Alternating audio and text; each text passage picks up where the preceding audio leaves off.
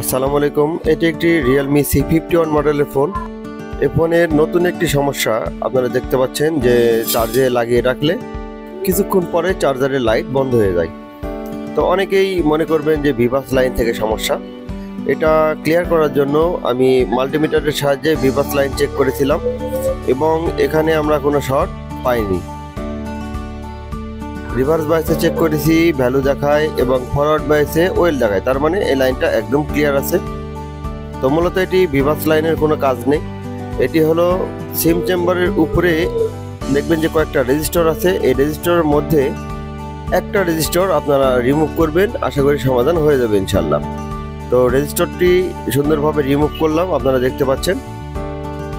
তো এখন আমরা চেক করব ফাইনালি যে সমস্যার সমাধান হয় কিনা। আপনারা ভিডিও শেষ পর্যন্ত দেখবেন, আর ভিডিওটি যদি ভালো লাগে অবশ্যই লাইক করবেন, শেয়ার করবেন এবং চ্যানেলটি সাবস্ক্রাইব করে রাখবেন যাতে নতুন নতুন ভিডিও নোটিফিকেশন আপনার কাছে পৌঁছে যায়।